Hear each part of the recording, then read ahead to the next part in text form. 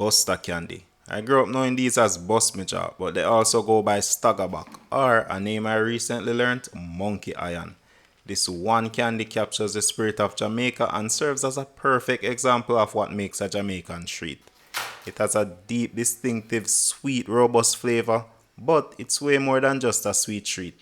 Hey, I'm Nick, and in this video we're making Bust Me Jaw. I will talk about what it is and show you exactly how to get that classic Busta Candy. Let's get into it. This candy is said to have been named after Jamaica's first Prime Minister, Sir Alexander Bustamante. Bustamante was known for his firm character, tough, resilient, and a true buster, just like the candy named after him. Busta Candy boasts a deep, sweet flavor with a nice kick from ginger and a rich coconut taste. It's extremely delicious, but the experience doesn't stop at taste. The real magic is how hard it is to chew. Now, before we get cooking, let's quickly cover a few things that makes this candy so iconic. Making Busta Candy turned out to be more technical than I thought, but once you get the hang of sugars, it's easy to get consistent results. Busta is made with brown sugar, mostly sucrose, which breaks down into glucose and fructose.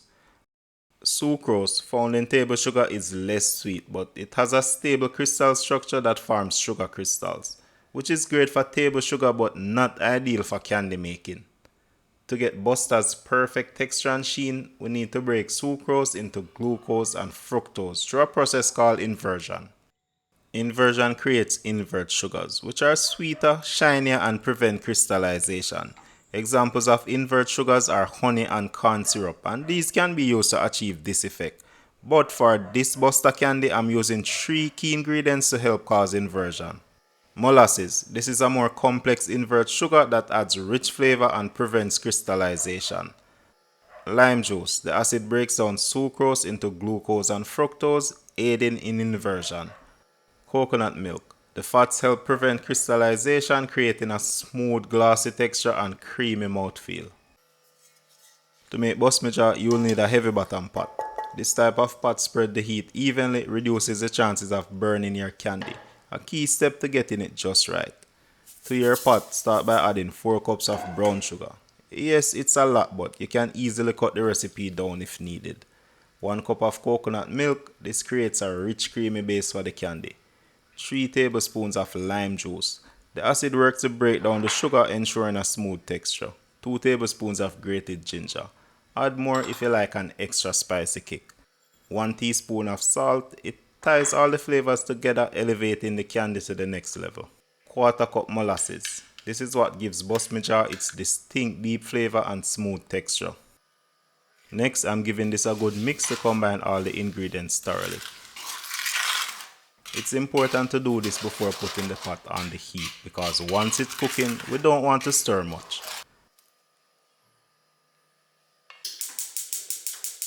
I'm starting the mixture on medium heat to get everything going, then gradually lowering the flame as it simmers. Now, you might notice some sugar crystals forming on the sides of the pot.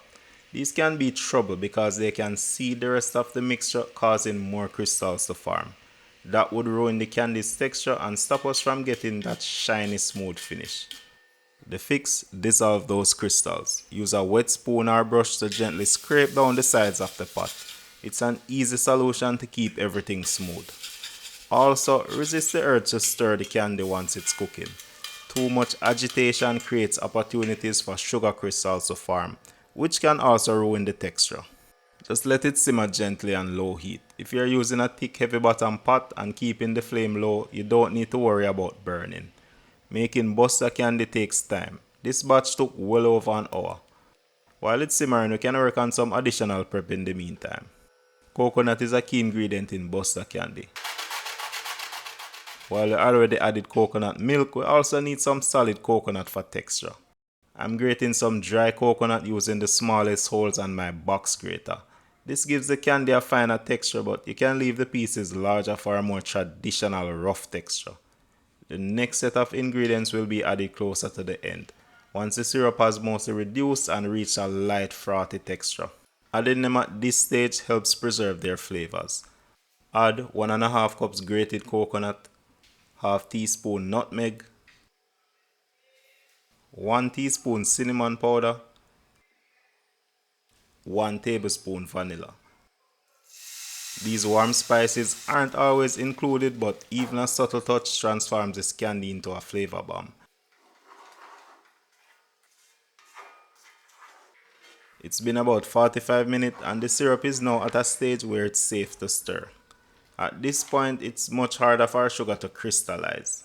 You can already see that beautiful sheen and smooth texture forming. A candy thermometer can make this process easier by helping you achieve consistency. However, if you don't have one, there are some visual cues to look for.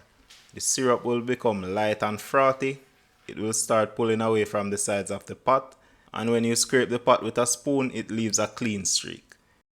In candy making terms, Busta Candy is cooked to somewhere between the soft crack and hard crack stages. To test this, drop a small amount of syrup into ice water.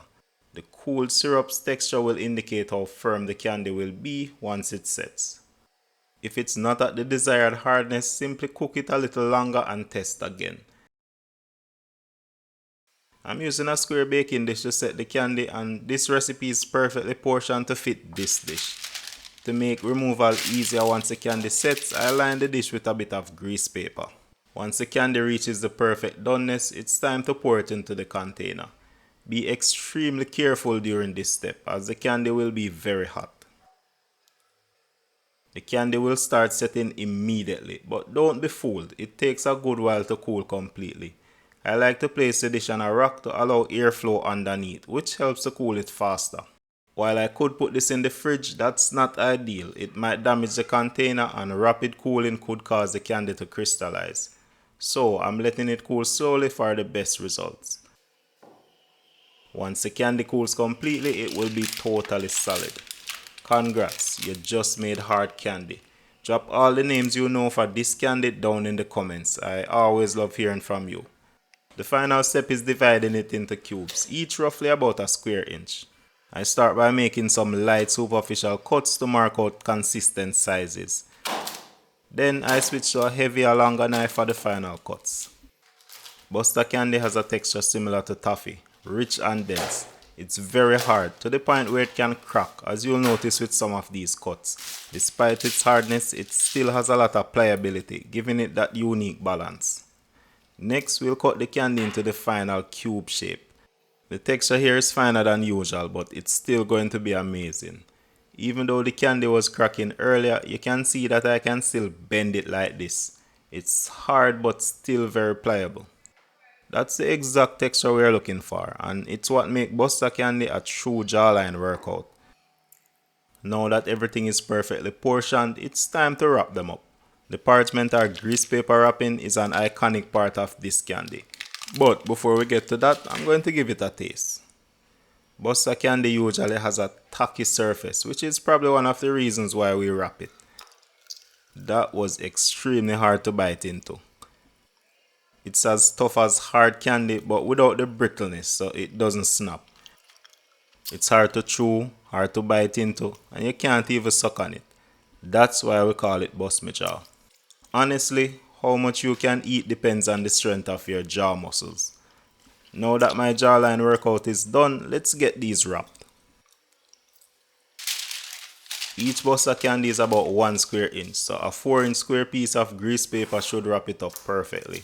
I did forget something though. Growing up, Busta Candy was often double wrapped. That's because it can get really sticky and tacky, especially if it's a little warm. Wrapping is pretty simple. Place the candy in the center of the 4x4 grease paper. Fold over 2 opposite sides. Fold the loose, longer ends to make them pointy. Finally, tuck both pointy ends under to seal the candy.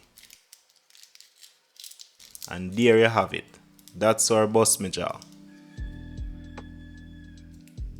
I've got a lot of candy to wrap, so I'm bringing in some help from Miss Feed and Teach. Let me roll weed. Somebody who never smoked in a day in life. This just like give me like Whistler vibes.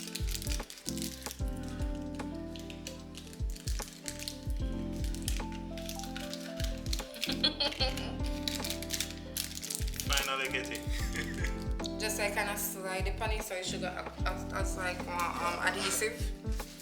Before job Bustamante did bust. Cause I feel like Busta was a bad boy.